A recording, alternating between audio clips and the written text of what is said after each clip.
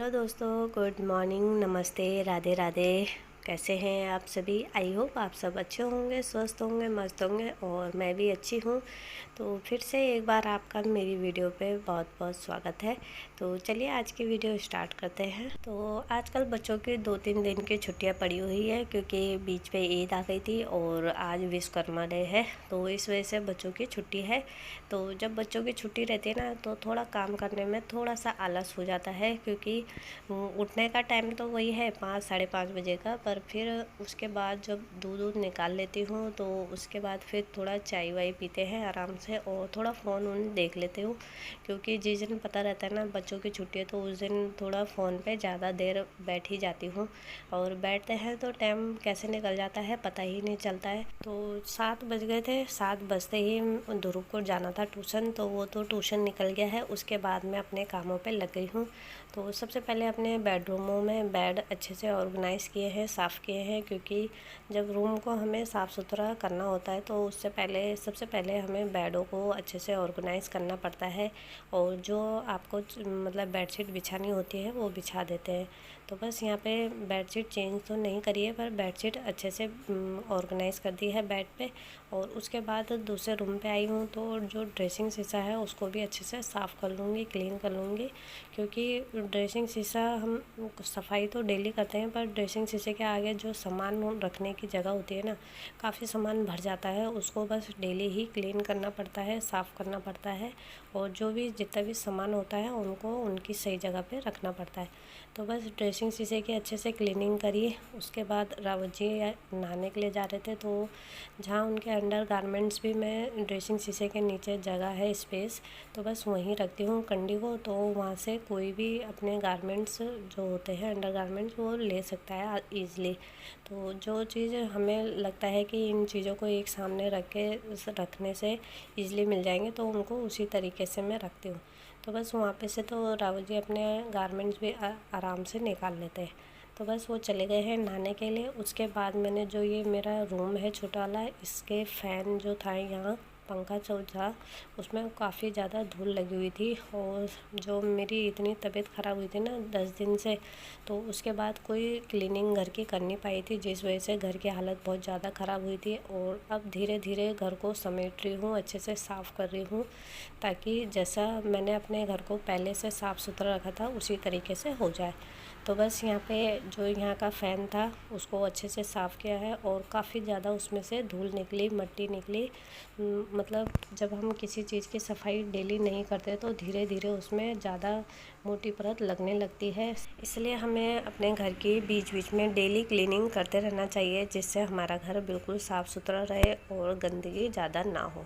तो बस अपने दोनों रूमों को अच्छे से साफ़ सुथरा कर दिया है। उसके बाद आई हूँ किचन में क्योंकि आटा जो ख़त्म हो गया था ना, तो कल मैंने गेहूँ सुखाने के लिए डाले थे और साथ में आटे के साथ गेहूँ के साथ मैंने मक्का भी पिसाई है और उसमें मक्का भी छत में सुखाने के लिए रख देते हैं, गेहूँ और मक्का दोनों एक साथ, ताकि अच्छे से वो सूख जाए। और जब गेहूँ और मक्का अच्छे से सूख जाते हैं, करकरे हो जाते हैं, तो आटा भी उतना ही मुलायम बनता है और सॉफ्ट बनता है। तो बस इसलिए जब भी आटे पे मक्का या आप चने वने डालें तो उनको धूप में अच्छे से सुखाएं ताकि वो उनके ज़्यादा चिक्कल ना हो आटे में और वो जितना भी उसमें थोड़ा बहुत चोकर होता है वो कम से कम निकलेगा और आटा बिल्कुल चोकर के साथ ही हम अच्छे से खा सकते हैं। नहीं तो अगर चना या कुछ भी हम डालते हैं ना तो वो मशीन में जब वो पीसते हैं तो वो मोटा मोटा दरदरा हो जाता है जिस वजह से आटे को छानना ही पड़ता है। तो इसलिए मैं इसको धूप में सुखा देती हूँ अगर मक्का चने डालती हूँ आटे में, ताकि उसमें चोकर बिल्कुल भी आटे के मतलब आटे से थोड़ा अलग ना हो, उसी में अच्छे से मिक्स हो जाए, क्योंकि कहते हैं ना आटे को चोकर के साथ ही खाना चाहिए। तो चलिए आटा मैंने ड्रम में डाल दिया है और ड्रम को मैंने धोया नहीं है क्योंकि अभी बरसात का मौसम है, बारिश कब हो जा रही है पता नहीं चल रहा है और अगर ड्रम धो दूँगी तो आटा ख़राब होने के चांस ज़्यादा हो जाएंगे। तो इसलिए बरसात के टाइम जितना हो सके बर्तनों को मतलब जो आटा चावल हो या फिर दाल हो उनके डब्बों को कपड़े से ही, सूखे कपड़े से साफ़ कर लें और धोने का सिस्टम थोड़ा कम रखें। और जैसे ही आप लोगों को लगता है कि धूप आएगी तो उसी टाइम आप उनको अच्छे से वॉश करें। तो बस यहाँ पे मैंने आटा डाल दिया है। उसके बाद अपने किचन में अच्छे से झाड़ू लगा ली है और आ गई हूँ रूम में भी फटाफट से झाड़ू लगा लूँगी। वैसे तो मॉर्निंग की जो मेरी क्लीनिंग होती है ना, वो झाड़ू के साथ ही साथ मैं क्लीनिंग करती रहती हूँ घर की, मतलब जो डस्टिंग होती है वो भी साथ ही साथ कर देती हूँ, ताकि जितना हम इस तरीके से करते हैं ना, झाड़ू के साथ ही क्लीनिंग डस्टिंग, तो उससे क्या होता है हमारा थोड़ा सा टाइम बच जाता है और हमें थोड़ा आधा घंटा उसमें काफ़ी ज़्यादा मिल जाता है, आधा घंटे से ज़्यादा या आधा घंटा तो हमें एक्स्ट्रा मिल जाता है। क्योंकि जब हम सफाई अलग से करेंगे और फिर झाड़ू बाद में करेंगे तो उसमें थोड़ा टाइम ज़्यादा लगता है, और आप झाड़ू के साथ ही साथ अपनी क्लीनिंग डस्टिंग करते रहेंगे ना, तो उससे हमारे पास आधा घंटा एक्स्ट्रा हमें टाइम मिल जाता है। तो बस इसलिए मैं क्लीनिंग डस्टिंग भी, जब मुझे रहता है कि आज थोड़ा टाइम कम है, तो मैं इस तरीके से अपने घर की क्लीनिंग डस्टिंग करती हूँ। तो बस यहाँ पे झाड़ू में जितना मोटा कूड़ा था वो पहले मैंने उठा के पॉलीथीन में रख के और बाहर रख दिया है। उसके बाद जो कूलर था, मेरा मेन डोर था, उसको अच्छे से क्लीन किया है, साफ़ किया है। उसके बाद साफ़ करके फिर से झाड़ू लगा दी है।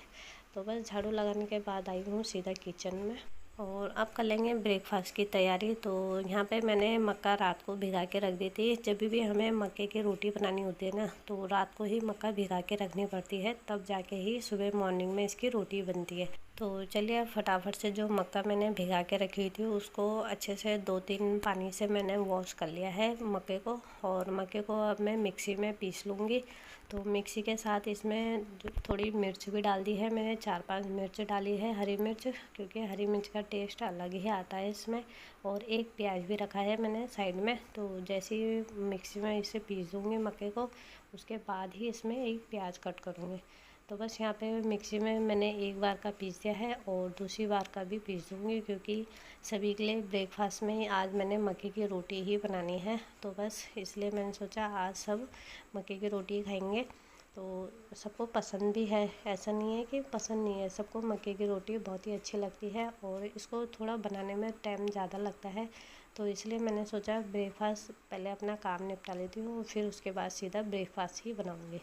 तो बस यहाँ पे ब्रेकफास्ट की तैयारी हो गई है और मक्का भी मैंने पीस लिए हैं सभी, और फटाफट से अब जितना भी यहाँ पे सामान है पहले उनको साइड पे कर दूँगी, क्योंकि जब ब्रेकफास्ट बनाने का शुरू करती हूँ ना, तो मतलब काउंटर टॉप में सामान पहले साइड कर देती हूँ, क्योंकि अगर सामान वहीं पे रहता ना, तो लंच हो या फिर डिनर हो या फिर ब्रेकफास्ट बनाने में काफ़ी दिक्कत होती है। इसलिए जब भी ब्रेकफास्ट बना रहे हो, आप कुकिंग कर रहे हो, तो पहले सामानों को साइड कर दें, उसके बाद ही अपना जो आपको बनाना है सिर्फ वही आइटम काउंटर टॉप में रखें।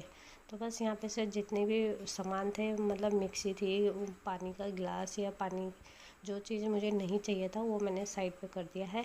और उसके बाद मैंने एक जो प्याज था वो कट कर लिया है बारीक करके, इसमें प्याज का अलग टेस्ट आता है। तो बस इसमें मैंने प्याज भी काट दिया है। प्याज डालने से थोड़ा आमलेट जैसा इसका टेस्ट हो जाता है, तो इसलिए इसमें प्याज अच्छा लगता है। तो चलिए प्याज अच्छे से मिक्स कर दिया है मैंने, उसके बाद इसमें सभी मसाले ऐड कर दूँगी। वैसे तो कई बार मैंने आपके साथ मक्के की रोटी की जो रेसिपी होती है वो कई बार शेयर की है, क्योंकि सर्दियों में मक्के की रोटी काफ़ी ज़्यादा बनाते हैं हम लोग, क्योंकि उस टाइम पे क्यारियों में मक्का काफ़ी ज़्यादा लगी रहती है, और हम लोग गांव में रहते हैं तो इधर उधर से भी मक्का आई जाती है घर में। तो बस इसलिए मक्के की रोटी हम ज़्यादा बनाते हैं सर्दियों में। तो बस यहाँ पे जितनी भी मक्का थी, मसाले उसमें मैंने सब ऐड कर दिए हैं अच्छे से, और अच्छे से मिक्स कर दिया है। उसके बाद अब सीधा रोटी बनाना स्टार्ट करूँगी। तो ध्रुव तो अभी ट्यूशन से आने में उसको टाइम लगेगा, क्योंकि ध्रुव के एग्ज़ाम स्टार्ट हो गए हैं, जिस वजह से ट्यूशन वाले भैया जो है उन्होंने कहा है कि 1 से वो 2 घंटे का टाइम एक्स्ट्रा बढ़ा दिया है उन्होंने। मतलब बच्चों के जब एग्ज़ाम होते हैं ना, तो ये 1 घंटा और एक्स्ट्रा पढ़ाते हैं वो। और ये अच्छी बात भी है, क्योंकि बच्चे एग्ज़ाम के दिन घर में भी वैसे ही पढ़ते हैं, जब उनको ऐसा लगता है कि एग्ज़ाम आ रहे हैं तभी थोड़ा बहुत किताब देखते हैं, नहीं तो किताब खोलते ही नहीं है। और ट्यूशन वाले थोड़ा इतना मेहरबान तो हो ही गए हैं कि बच्चों को 1 घंटा एक्स्ट्रा और पढ़ा रहे हैं, जिस वजह से पेरेंट्स को भी अच्छा लगता है कि हाँ वो कुछ हमारे बच्चों पे ध्यान दे रहे हैं। तो बस हमें भी अच्छा लगता है। तो ध्रुव 7 बजे चला गया था, तो 8-9 बजे तक वो आ ही जाएगा और उसके बाद सीधा सब फिर ब्रेकफास्ट कर लेंगे। तो जब तक मम्मी अपना कोलगेट ब्रश कर रही हैं और पाठ पूजा करेंगे, तब तक रावत जी भी पूजा पाठ करके आ जाएंगे और उसके बाद सब ब्रेकफास्ट कर लेंगे।